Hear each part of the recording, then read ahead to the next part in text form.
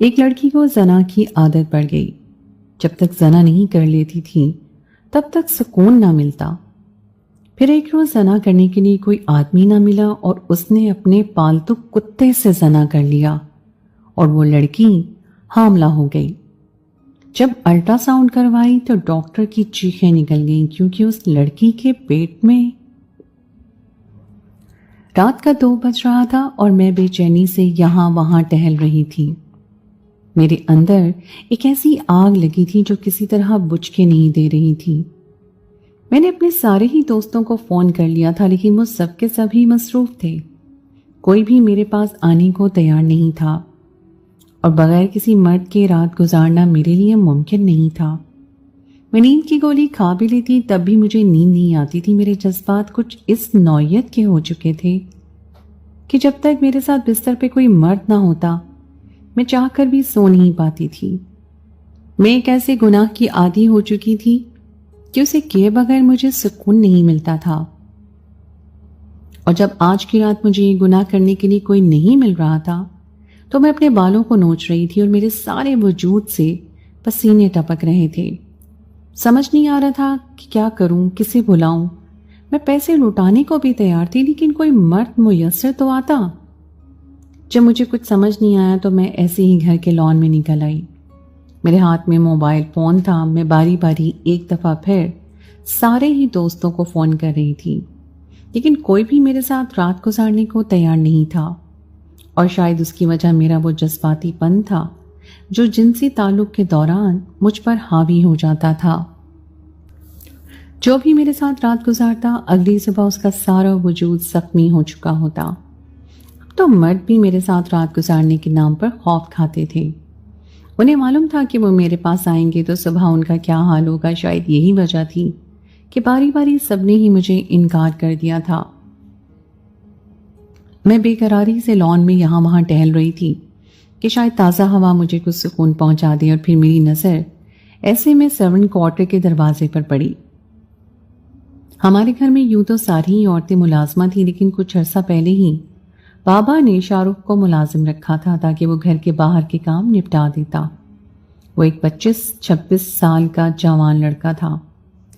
Servant quarter کے دروازے پہ نظر پڑتے ہی مجھے اس کا خیال آیا تھا۔ کچھ ہی لمحوں میں نے ایک فیصلہ کیا اور سرونٹ کوارٹر کا دروازہ بجا دیا اور اندر سے فوراً شاہ رخ کی آواز آئی تھی۔ شاید وہ جاگ رہا تھا۔ اس نے گھبرا کر پوچھا کہ کون ہے؟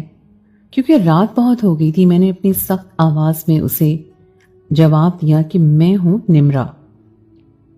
میرا نام سنتے ہی اس نے جھٹ سے دروازہ کھول دیا اور پریشانی سے پوچھنے لگا، مالکن سب خیریت تو ہے؟ آپ اس وقت یہاں؟ میں نے سر سے پاؤں تک اس کا جائزہ لیا۔ ایک عورت کے لیے ایسا مرد آئیڈیل ہو سکتا تھا۔ وہ لمبا چوڑا اور بہت مضبوط جسم کا مالک تھا۔ میں نے فوراً سے کہا کہ میں اپنے کمرے میں تمہارا انتظار کر رہی ہوں، فوراً میرے کمرے میں آؤ۔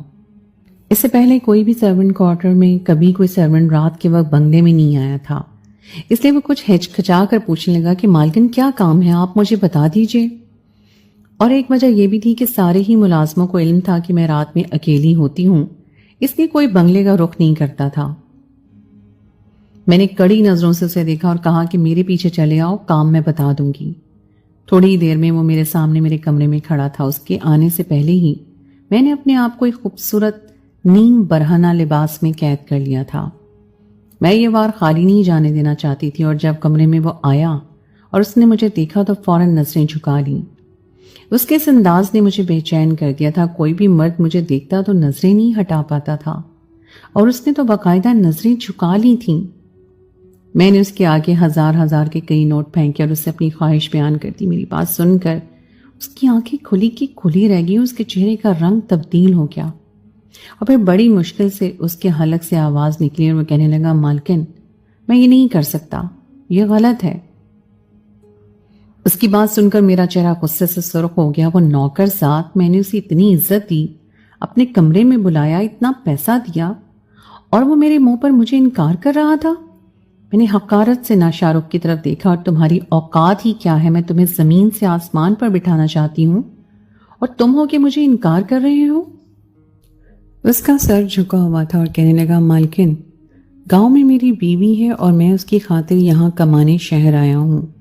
میں ایسا کچھ نہیں کر سکتا جس سے میری بیوی کا بھروسہ ٹوٹ جائے، اور پھر میری نظر میں یہ بہت بڑا گناہ ہے۔ میں ہرگز بھی ایسا کچھ نہیں کر سکتا۔ میں آپ کی بہت عزت کرتا ہوں، لیکن میں آپ کے ساتھ کسی بھی قسم کا کوئی تعلق نہیں بنا سکتا۔ یہ کام میری نوکری کا حصہ نہیں ہے اور نہ ہی اس میں میری خوشی ہے۔ میں نے پرس سے کچھ اور پیسے نکال کر اس کے سامنے رکھ دیے اور کہا کہ ان پیسوں کو غور سے دیکھو، تم نے آج تک کبھی اتنا پیسہ نہیں دیکھا ہوگا۔ اتنا پیسہ گاؤں بھیجو گے تو تمہاری بیوی خوشی سے دیوانی ہو جائے گی، تم سے یہ تک نہیں پوچھے گی کہ تم شہر میں کیا کر رہے ہو۔ اب تو تمہیں کوئی اعتراض نہیں ہوگا۔ اس نے ایک نظر بھر کے میری ان نوٹوں کی طرف دیکھا جو میں نے اس کے آگے رکھے تھے، بس وہ خاموشی سے پلٹ کر کمرے سے نکلنے لگا، جس کا صاف مطلب یہی تھا کہ اسے میری یہ آفر بھی قبول نہیں ہے۔ اس کے انداز پر میں جل کر راکھ ہو گئی تھی۔ میں نے اسے سختی سے روکا اور کہا، اگر تم نے میری بات نہیں مانی تو آج کی رات تمہاری نوکری کی آخری رات ثابت ہوگی۔ صبح ہونے سے پہلے یہاں سے دفع ہو جانا۔ تم سمجھتے کیا ہو خود کو کہ تم ایسے مجھے انکار کرو گے اور میں خاموش بیٹھی رہوں گی؟ اس نے ایک شکوہ بھری نظروں سے مجھے دیکھا اور کمرے سے چلا گیا، اور مجھے ہرگز بھی ایسی امید نہیں تھی کہ ایک نوکر ہو کر وہ میرے وجود، میری ذات کو ایسے ٹھکرائے گا۔ ایک لمحے میں میرا سارا وجود سلگ اٹھا تھا اور اندر کی ایک مزید آگ بھڑک گئی تھی۔ بے عزتی میری برداشت سے باہر تھی کہ ایک نوکر نے مجھے اپنانے سے انکار کر دیا تھا، جبکہ میں خود اپنی مرضی سے اسے اپنا آپ پیش کرنے کے لیے تیار تھی۔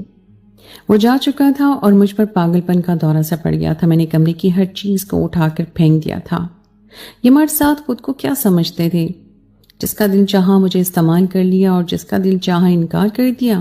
اور اس سے پہلے کہ میں سب کچھ تہس نہس کرتی، میری نظر سامنے کھڑے بوبو پر پڑی۔ وہ میرا پالتو کتا تھا اور بہت عرصے سے میرے ساتھ تھا۔ وہ میرے جذباتوں کو سمجھتا تھا، اس وقت بھی بہت پیار سے مجھے دیکھ رہا تھا۔ شاید اسے میری تکلیف کا احساس ہو گیا تھا، اور جیسے ہی میری نظر اس پر پڑی تو میرے دل میں ایک ایسا خیال آیا جو شاید کسی لڑکی نے سوچنا بھی نہیں ہوگا۔ میرا سارا غصہ جھاگ کی طرح بیٹھ گیا تھا۔ میں نے بوبو کو اپنے پاس بلایا۔ وہ دوڑ کر آیا اور میری گود میں چڑھ گیا۔ میں نے اس کے بالوں پر ہاتھ پھیرا اور اسے پیار کیا تو وہ بھی خوشی سے اپنی زبان میرے منہ پر پھیرنے لگا۔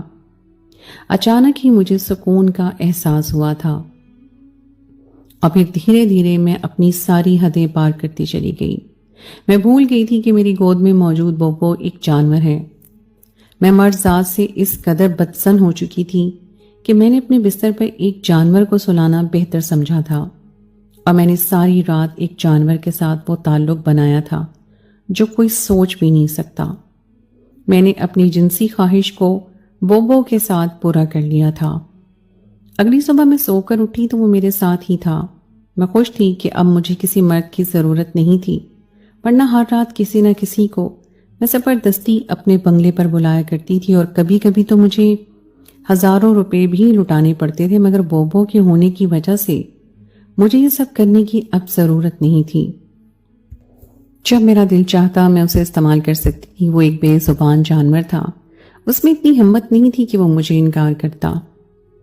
شاہ رخ اگلی صبح ہونے سے پہلے ہی میرا بنگلہ چھوڑ کر جا چکا تھا۔ مجھے حیرت تھی اس مرد پر جو اپنی گاؤں کی بیوی کی خاطر مجھ جیسی پڑھی لکھی اور فیشنیبل جوان لڑکی کو چھوڑ کر چلا گیا تھا۔ وہ چاہتا تو بڑی آسانی سے میرے ساتھ رات گزار سکتا تھا، اور اس کی بیوی کو تو کانوں کان خبر نہ ہوتی، مگر پتہ نہیں کیوں وہ اپنی نوکری اور یہ بنگلہ دونوں ہی چھوڑ گیا تھا۔ خیر، مجھے اب کسی سہارے کی ضرورت نہیں تھی۔ میں نے کچھ ایسی دوائیں آرڈر کر کے منگوائیں جن سے بوبو کی جنسی خواہش بڑھ جائے، اور میں اسے اپنی دوائیں دینی شروع کر دیں۔ اس رات کے بعد میں نے نہ ہی اپنے کسی دوست کو زبردستی گھر بلایا، اور نہ ہی مجھے اپنی خواہش کو پورا کرنے کے لیے کوئی پریشانی ہوئی، بلکہ ان دواؤں کے استعمال کے بعد سے بوبو خود ہی ہر رات میرے بستر پر چلا آتا اور اپنی خوشی سے میرے ساتھ وقت گزارتا۔ دن بہت تیزی سے گزرے تھے۔ میرے ماں باپ آسٹریلیا گئے ہوئے تھے، اور وہ اتنی جلدی لوٹ کر آنے والے نہیں تھے۔ وہ لوگ سال میں 8-9 مہینے تو آسٹریلیا میں ہی گزارتے تھے، یہاں تو سب کچھ دنوں کے لیے ہی آتے تھے، لیکن میں مستقل طور پر یہیں رہتی تھی۔ ہمارے پاس دولت کی کوئی کمی نہیں تھی، اور میرے ماں باپ چاہتے تھے کہ میں بھی ان کے ساتھ چلوں، لیکن میں یہاں سے کہیں نہیں جانا چاہتی تھی۔ کیونکہ یہاں کے مرد میرے ایک اشارے پر کھچے چلے آتے تھے۔ میں بہت کم عمر تھی جب سے ہی مجھے مرد ذات میں دلچسپی ہو گئی تھی، اور 14 سال کی عمر میں پہلی بار میں نے ایک مرد کے ساتھ تعلق قائم کیا تھا، اور یہ تعلق میں نے اپنی پوری خوشی کے ساتھ بنایا تھا۔ وہ مرد کوئی اور نہیں بلکہ میرے بابا کے دوست اکرم انکل تھے۔ ان کا میری ماں کے ساتھ تعلق تھا، اور میں نے کئی دفعہ ان دونوں کو بابا کی غیر موجودگی میں ایک دوسرے کے ساتھ دیکھا تھا، اور تبھی مجھے اس چیز کی خواہش ہونے لگی تھی۔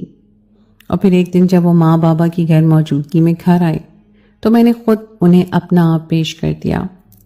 ماں کے بعد انہیں جب بیٹی بھی میسر آئی تو وہ پیچھے نہ ہٹے اور نہ ہی مجھے صحیح اور غلط کا کوئی فرق سمجھایا، بلکہ میرے ساتھ کئی گھنٹے میرے ہی کمرے میں گزار دیے اور کسی کو اس بات کی کانوں کان خبر نہ ہونے دی۔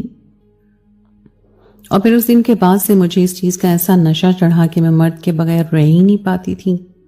یہ میری عمر، میری جوان ہوتی طبیعت کا نتیجہ تھا۔ اور پھر کچھ ایسی ماں کو دیکھ کر میں اس راہ پر چل پڑی تھی، کیونکہ میری ماں ہمیشہ بابا کی غیر موجودگی میں اپنے کمرے میں دوسرے مردوں کے ساتھ ہوا کرتی تھی۔ شروع میں یہ سب کچھ میرے لیے بہت عجیب اور اب نارمل تھا، لیکن جب یہی بات میں نے ایسی کلاس کی ایک سہیلی سے کہی تو وہ ہنستی کہنے لگی، ہمارے گھر میں بھی کچھ ایسا ہی ہوتا ہے، لیکن ماں کی جگہ بابا کے کمرے میں کوئی عورت آتی ہے۔ ہماری کلاس میں یہ باتیں بہت عام ہیں۔ شروع سے ہی مجھے کسی نے نہیں بتایا تھا کہ سب غلط ہے، حرام ہے یا پھر زنا کہلاتا ہے۔ مجھے بس یہ معلوم تھا کہ میں جوان ہو رہی ہوں اور میری جوانی کے کچھ تقاضے ہیں، میں بہت سی خواہشات ہیں، اور اگر میں انہیں تسکین پہنچانا چاہتی ہوں تو مجھے کسی مرد کی ضرورت ہوگی۔ اور اس کے بعد میں نے اپنا پیسہ استعمال کر کے بہت سے لڑکوں کو خرید لیا۔ میں ہر رات جسے بلاتی وہ میرے پاس دوڑا دوڑا چلا آتا، لیکن پھر جس رات کوئی میسر نہ آتا اور شاہ رخ نے بھی انکار کیا تو اس رات مجھے بوبو کا سہارا مل گیا، مگر مجھے ہرگز بھی اندازہ نہیں تھا کہ کتے کے ساتھ ہم بستری کرنے کا نتیجہ کیا نکلے گا۔ 1 مہینے تک میں بوبو کے ساتھ اپنی خواہش کو پورا کرتی رہی، اور پھر ایک دن اچانک ہی میری طبیعت بہت زیادہ خراب ہو گئی۔ میں 17 سال کی تھی، کالج جاتی تھی، ایسے ہی ایک دن کالج میں گئی تو مجھے بہت زیادہ قے ہونے لگی۔ میری حالت بگڑتی گئی، اور میری سہیلی نے جب مجھے دیکھا تو ہنس کر کہنے لگی کہ تمہارا رنگ تو بالکل زرد پڑ گیا ہے، اور قے بھی ایسے ہو رہی ہے جیسے حاملہ ہو۔ اس کی بات نے میرے ہوش اڑا دیے۔ میں نے آج بہت ہی مردوں کے ساتھ زنا کیا تھا، اور مہینے پہلے ہی یہ کام چھوڑا تھا، تو کیا میں کسی کے بچے کی ماں بننے والی تھی؟ لیکن یہ کیسے ممکن تھا، کیونکہ 1 مہینے سے تو میں بوبو کے ساتھ تھی۔ مجھے کچھ بھی سمجھ نہیں آیا تو میں وقت سے پہلے ہی گھر لوٹ کر اپنی طبیعت کی وجہ سے گھر آ گئی، کیونکہ میری طبیعت بہت زیادہ خراب ہو رہی تھی۔ گھر میں کام والی ملازمہ آتی تھی، اس نے میری حالت دیکھی تو وہ بھی پریشان ہو گئی۔ وہ کہنے لگی، بی بی جی کسی ڈاکٹر کو دکھا لیں، ایسا نہ ہو کہ آپ کی طبیعت زیادہ خراب ہو جائے، بڑے صاحب اور مالکن بھی یہاں نہیں ہیں۔ میں نے خوفزدہ ہو کر ایسے انکار کر دیا۔ دوست کی بات میرے دماغ میں گونج رہی تھی، وہ کیسے کہہ سکتی تھی کہ میں حاملہ ہوں؟ میں خاموشی سے کمرے میں آ کے بند ہو گئی، موبائل اٹھایا اور گوگل پر حاملہ ہونے کی علامتیں دیکھنے لگی، اور یہ دیکھ کے میرا سر چکرا گیا کہ وہی سب کچھ لکھا ہوا تھا جو اس وقت میرے ساتھ ہو رہا تھا۔ میرا سر بھی بھاری ہو رہا تھا اور قے بھی بہت زیادہ ہو رہی تھی، نیند بھی مشکل آتی تھی، اور یہ سب پڑھ کر تو میں نے اپنے موبائل کو زمین پہ پٹخ دیا اور سر پکڑ کر بیٹھ گئی۔ میں کیسے حاملہ ہو سکتی تھی جبکہ میں نے پچھلے 1 مہینے سے کسی انسان کے ساتھ کوئی تعلق نہیں بنایا تھا؟ میرا تعلق صرف اور صرف ایک کتے کے ساتھ تھا، اس لیے میرا حاملہ ہونا ممکن نہیں تھا۔ میں خود کو تسلی دینے لگی کہ شاید موسم تبدیل ہو رہا ہے، اسی وجہ سے میری طبیعت خراب ہو رہی ہے۔ 1-2 دن اور گزر گئے، میں نے خود سے کچھ دوائیں بھی لیں لیکن کوئی فرق نہ پڑا، اور اب تو بوبو میرے قریب آتا تو میں پریشان ہو کر اسے خود سے دور کر دیتی تھی، لیکن میری دوائیاں کھلانے کا اس پہ یہ اثر ہوا تھا کہ وہ اب میرے ہٹانے پر بھی نہیں ہٹتا تھا، بلکہ خود ہی میرے قریب آ کر مجھ سے اپنی خواہشات پوری کرنے لگتا۔ میں زبردستی اسے دور کرتی تو وہ پاگلوں کی طرح مجھ پر حملہ کرنے لگتا۔ ابھی میں اسی پریشانی میں الجھی تھی کہ بابا کا فون آیا اور انہوں نے بتایا کہ وہ اور اماں آسٹریلیا سے واپس آ رہے ہیں، اور اب 6 مہینے نہیں گزرے تھے کہ سن کر میرے اوسان خطا ہو گئے۔ پہلا خیال میرے دل میں یہی آیا تھا کہ اگر میرے ماں باپ کو یہ بات پتہ چل گئی کہ میں نے کتے کے ساتھ جنسی تعلق قائم کیے ہیں تو مجھے کبھی معاف نہیں کریں گے۔ یہ ایک ایسی بات تھی جو میں کسی کے آگے بھی نہیں کہہ سکتی تھی۔ میں ایسی پریشانی میں پھنسی ہوئی تھی کہ 50 دوست ہونے کے باوجود بھی میں کسی کو بتا نہیں پا رہی تھی۔ 2 دن اور گزرے اور میری طبیعت پوری طرح نڈھال ہو گئی، نہ مجھ سے بستر سے اٹھا جاتا تھا نہ بیٹھا جاتا تھا، بس صرف قے ہوتی تھی اور کھانا دیکھ کر جی متلانے لگتا تھا۔ ملازمہ بھی کافی پریشان ہو گئی تھی، بار بار ڈاکٹر کے پاس جانے کا اصرار کرتی تھی۔ پھر ایک دن تنگ آ کر میں نے فیصلہ کیا کہ میں ڈاکٹر کو دکھا لیتی ہوں، اس سے پہلے کہ میرے ماں باپ لوٹ آئیں۔ میں خاموشی سے ایک چھوٹے کلینک میں چلی گئی اور وہاں جا کر اپنی حالت بتائی تو سب سے پہلے انہوں نے مجھ سے یہی سوال کیا کہ کیا آپ شادی شدہ ہیں؟ میں نے انکار میں سر ہلایا تو ڈاکٹر نے کچھ رک کر پوچھا کہ آپ کا کسی کے ساتھ کوئی تعلق ہے؟ اور پھر میں نے بڑی مشکل سے ہاں میں سر ہلایا، البتہ یہ نہیں بتایا کہ میں کتے کے ساتھ رشتے میں ہوں۔ ڈاکٹر نے میری بات سن کر کچھ بھی نہیں کہا بلکہ ایک الٹرا ساؤنڈ لکھ کر دیا اور کہنے لگی کہ یہ کروا کر برابر والے کمرے میں الٹرا ساؤنڈ مشین تھی۔ میں وہاں چلی گئی، وہاں پر بھی ایک ڈاکٹر بیٹھی تھی۔ اس نے مجھے الٹرا ساؤنڈ کے لیے لٹایا اور جیسے ہی میرے پیٹ پر جل لگا کر مشین گھمانے لگی، اس کی چیخ نکل گئی۔ میں جو پہلے ہی اپنی حرکتوں پر پریشان تھی، اب اس کی چیخ سن کر میرے اوسان خطا ہو گئے تھے۔ میں نے گھبرا کر پوچھا کہ کیا ہوا ہے، تو پہلے تو وہ حیرت سے مجھے دیکھنے لگی اور پھر اس نے صرف یہی کہا کہ ڈاکٹر صاحبہ بتائیں گی، میرا کام الٹرا ساؤنڈ کرنا ہے۔ میں نے اسے پھر پوچھا کہ بتائیں تو صحیح، ایسا کیا نظر آ رہا ہے اسکرین پر جو آپ کا چہرہ اتر گیا ہے؟ لیکن اس نے کوئی جواب نہیں دیا، وہ مکمل طور پہ خاموش تھی۔ اور پھر اس نے ایک رپورٹ بنا کر اپنی اسسٹنٹ سے ڈائریکٹ ڈاکٹر کے پاس بھجوا دی اور مجھے بھی ڈاکٹر کے پاس جانے کو کہا۔ میرے ہاتھ پیروں سے پسینہ چھوٹ رہا تھا، سمجھ نہیں آ رہا تھا کہ کیا ہوا ہے، کیا کہیں میں واقعی حاملہ تو نہیں ہو گئی تھی۔ لیکن ایسا کیسے ممکن تھا؟ مجھے لگ رہا تھا کہ میں ڈاکٹر سے نظر نہیں ملا پاؤں گی۔ بڑی مشکل سے میں ڈاکٹر کے پاس جا کر بیٹھی۔ اس نے 2 دفعہ میری رپورٹ کو اچھی طرح پڑھا اور پھر مجھے دیکھ کر کہنے لگی، آپ کے ماں باپ کہاں ہیں؟ میں نے اسے بتایا کہ میرے ماں باپ آسٹریلیا میں ہیں، تو کہنے لگی پھر کوئی بڑا تو ہوگا جو آپ کے ساتھ رہتا ہوگا، جسے آپ کی طبیعت، آپ کی صحت کے بارے میں پتہ ہوگا۔ میں نے فوراً انکار میں سر ہلایا اور کہنے لگی، ڈاکٹر صاحبہ مجھے بتا تو دیں، آخر مسئلہ کیا ہے؟ ڈاکٹر صاحبہ نے رپورٹ بند کی، کہنے لگی کہ بہتر ہوتا آپ اپنے ساتھ کسی بڑے کو لے کر آتی۔ یہ معاملہ اب ایسا ہے کہ میں آپ سے بات نہیں کرنا چاہتی۔ میں نے ڈرتے ڈرتے پوچھا تھا کہ کیا میں حاملہ ہو گئی ہوں؟ کیا کچھ غلط ہے؟ میرے ذہن میں رہ کر بوبو کا خیال آ رہا تھا۔ جب بھی مجھے دوا کھلاتی تھی تو وہ بہت طاقتور ہو کر مجھ پر حملہ کرتا تھا۔ پہلے تو میں خوش ہوتی تھی، لیکن اس وقت میری جان نکل رہی تھی۔ یہ میں نے کیا کر دیا تھا، اس کا احساس مجھے اس وقت ہو رہا تھا۔ ڈاکٹر نے کچھ پریشان ہو کر مجھے دیکھا اور کہنے لگی، بیٹی آپ کے ساتھ کوئی بڑا نہیں ہے، اگر کوئی بڑا ہوتا تو میں یہ بات کبھی آپ سے نہ کرتی، لیکن اب آپ کو اندازہ نہیں ہے کہ آپ کتنی بڑی مصیبت میں پھنس چکی ہیں۔ آپ کی بچہ دانی پوری طرح خراب ہو گئی ہے اور اس کے اندر کیڑے پڑ گئے ہیں۔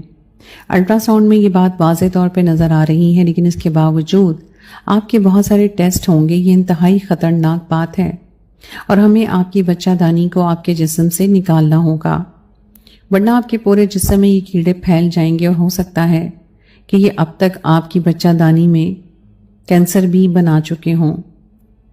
ڈاکٹر کی بات سن کر میرے سر پر آسمان گر پڑا تھا، اور یہ کیسی خبر اس نے مجھے سنائی تھی؟ میں بے یقینی سے اسے دیکھنے لگی اور کہا کہ یہ کیسے ممکن ہے کہ میرے جسم کے کسی حصے میں کیڑے پڑ جائیں؟ وہ کہنے لگی کہ آپ نے بہت سارے مردوں کے ساتھ تعلقات بنائے ہیں اور شاید یہ ایسا ہی ہے۔ حتمی طور پر تو میں کچھ نہیں کہہ سکتی، لیکن بہت کم کیسوں میں ایسے صورتحال دیکھنے کو ملتی ہے کہ بچہ دانی میں کیڑے پڑ جائیں اور وہ پوری طرح خراب ہو جائے۔ جس طرح چھوٹے بچوں کے پیٹ میں کیڑے ہو جاتے ہیں، اسی طرح جسم کے کسی بھی حصے میں کسی بھی وجہ سے کیڑے ہونا کوئی انوکھی بات نہیں ہے۔ بہتر ہوگا آپ اپنے ماں باپ کو بلائیں اور انہیں ساتھ لے کر آئیں، کیونکہ یہ کوئی چھوٹی موٹی بیماری نہیں ہے، اس سے آپ کی جان کو خطرہ ہے۔ میں نے اپنی رپورٹ اٹھائی اور مرے مرے قدموں سے ہاسپٹل سے نکل آئی۔ میری آنکھوں سے آنسو بہہ رہے تھے۔ یہ کیا ہو گیا تھا؟ میرے وقتی ہوس اور جنسی خواہشات نے مجھے ایک ایسے مقام پر لا کر کھڑا کر دیا تھا کہ میں موت کے منہ پر کھڑی تھی۔ میں اس قدر جذبات میں اندھی ہو گئی تھی کہ میں نے یہ بھی نہیں سوچا تھا کہ میں کتے کے ساتھ تعلق بنا رہی ہوں۔ میں گھر پہنچی، میری حالت دیکھ کے ملازمہ گھبرا گئی۔ اس نے مجھ سے پوچھا، بی بی جی کیا ہوا ہے؟ تو میں نے روتے ہوئے اسے بتایا کہ مجھے کیسی بیماری ہو گئی ہے۔ وہ میرے پاس میرے قدموں میں بیٹھ گئی، کہنے لگی بی بی جی ہمارا رب بہت سونا ہے، آپ اسے دعا کریں۔ میں بھی دعا کرتی ہوں، سب کچھ ٹھیک ہو جائے گا۔ ہمارا رب ہماری غلطیوں کو معاف کرتا ہے، ہمارے گناہوں پر پردہ ڈالتا ہے اور ہمیں صحت بھی وہی دیتا ہے، ہم مانگ کر تو دیکھیں۔ میں بہت عرصے بعد اپنے گھر میں رب کا ذکر سن رہی تھی۔ میری ماں باپ سالوں سے میرے ساتھ رہتے تھے، اس گھر میں ایسا کوئی نہیں تھا جو مجھے دین کے بارے میں بتاتا۔ میں تو اللہ سے بھی بہت دور تھی، اتنے بڑے گناہ میں مبتلا تھی جس کی معافی بھی ممکن نہیں تھی، لیکن پھر بھی اپنی ملازمہ کے کہنے پر اپنے دل کے سکون کی خاطر میں سجدہ ریز ہو گئی تھی۔ میں نے وہ گناہ کیا تھا کہ مجھے پتھر مار کر بھی ہلاک کر دیا جاتا تو شاید معافی نہ ملتی۔ پھر بھی میرا رب بڑا رحمان تھا جس نے میرے اس گناہ پر پردہ ڈال رکھا تھا۔ دنیا کو اب بھی میرے اس گناہ کا علم نہیں تھا۔ سجدے سے اٹھ کر مجھے بہت سکون محسوس ہو رہا تھا۔ 4 دن بعد میرے ماں باپ لوٹ آئے۔ میری بیماری کا سن کر وہ دونوں ہی پریشان ہوئے اور مجھے ہاسپٹل میں ایڈمٹ کروا دیا۔ میں نہیں جانتی کہ اب میں ٹھیک ہوں گی یا اس بیماری کی وجہ سے انتقال کر جاؤں گی، لیکن میں بس اتنا جانتی ہوں کہ میرے ساتھ جو کچھ بھی ہوا وہ سراسر میرے گناہوں کا نتیجہ ہے۔ میری آپ سب سے گزارش ہے کہ کبھی بھی ہوس میں آ کر اس قدر اندھے نہ ہوں کہ اپنے رب کو بھول جائیں اور گناہوں کے راستے پہ چل نکلیں۔ میری والدین سے بھی گزارش یہی ہے کہ اپنے بچوں کو وقت دیں، اب کتنے ہی پیسے والے کیوں نہ ہوں، اپنے بچے کو تنہا نہ چھوڑیں، انہیں دوستوں کے حوالے نہ کریں اور ان کے سامنے ایسی کوئی غلط حرکت نہ کریں جو ان کی زندگی کو برباد کر کے رکھ دے، جیسا کہ میرے ماں باپ نے کیا تھا۔ اگر میں اپنی ماں کو بے راہ روی کا شکار نہ دیکھتی تو شاید میں